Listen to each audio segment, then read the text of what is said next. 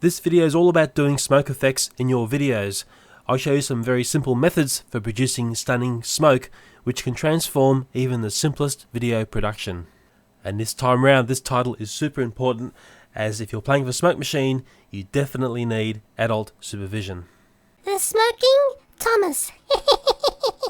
If you remember in episode 1, I showed you this stationary Smoking Thomas, and I asked the audience, and that's you, to tell me how it was done. Well, to understand how this was done, you had to think a little bit outside the square. And once we see the equipment around this, you'll see how it was done. And I used a vacuum cleaner, and I also plumbed the smoke machine to underneath Thomas in a very special way. The smoke coming out of the plumbed pipe under Thomas was hitting his underside and spewing out, and then the vacuum cleaner was sucking it away. I think from memory only one YouTuber suggested I was using a wind machine, but that's actually not correct. It was a vacuum cleaner. And what's really important is to have the smoke under your control and not have the smoke machine controlling you. That's what we're going to learn in this video. Thomas power! Now let me show you a little trick. I'm going to unleash a special on you. Thomas power! Oh no, it can't be. Possibly one of the simplest effects you can do with smoke is waft it away and make it disappear. And over the years I've worked with some of the highest paid wafters on this planet. And yes, there are people out there who make a career in wafting smoke. One of the tricks in this scene was when I went to replace Action Thomas with the real Thomas, was to make sure the real Thomas landed in the same spot, or else it just wouldn't look right, would it? Not all smoke fluid is the same. Previously, when I spoke about my Aldi smoke machine, I quoted the price of $50, and that was the price I paid 2 years ago. Well, this year, the price has been reduced by almost $20. In the part of the world where I live, the smoke machine seems to appear around Halloween time. So now I have two identical Aldi smoke machines, and this will allow me to demonstrate the differences between the El Cheapo smoke fluid and a professional brand.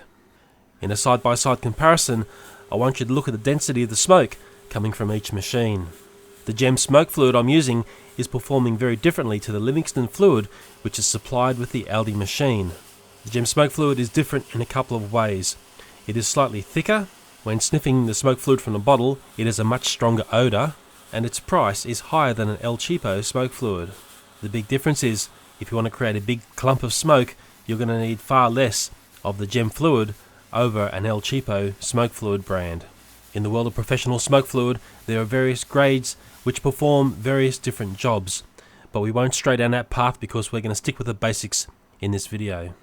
Keeping the smoke low.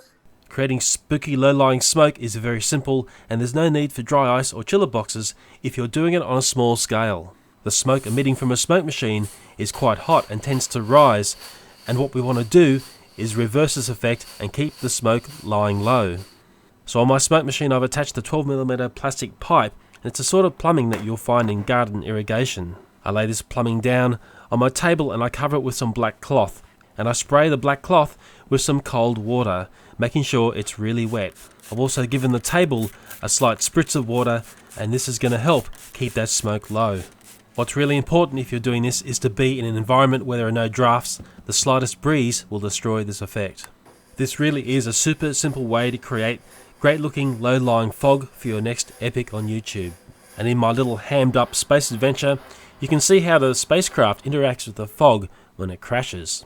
And this smoke acts in mysterious ways. There's loads of eye candy going on as we see the smoke spiralling upwards and acting in a very random fashion. From what I can see, very few young people attempt to do this very simple visual effect. Possibly this is an art form which will join the dinosaurs in extinction. So let's add a soldering iron into this low smoke environment and see if we can change the way the smoke is behaving on the table. Now this gas powered soldering iron runs pretty hot, and we can see the effect that it's doing to the smoke. We're getting a lovely column of smoke rising up from the table because of this heat source. And once you start playing with hot and cold environments around smoke, it's a little bit like watching the waves down at the ocean or a fire. There's so many interesting things going on, you can't keep your eyes off it. The kids today seem to be fascinated with computer-generated visual effects. But one of the keys to understanding good visual effects is to also understand the physical side of visual effects. Very, very few people understand both realms. Making good fake fire.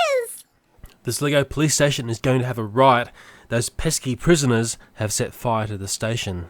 I do see a few YouTubers doing fake fire scenes, and often they do the classic mistake of having the smoke machine far too close to the item they're showing on fire.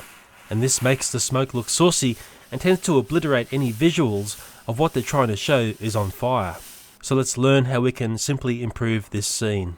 First up, let's move the smoke machine back so the smoke has far less speed when it's hitting the police station. And when we smoke it up again, we can see we have a police station on fire, and we can still see that it's a police station and not just a clump of white smoke. But there's still something missing. Let's add some gelled lights to simulate the glow of a fire. I'll be using an orange and pink gel on my lights, and it's super important to use proper lighting gel as it can withstand the heat generated by lights. If you're doing a much smaller fire, you could also put gel on a torch for the same style of effect. So let's set my gelled lights in place and give this another spin.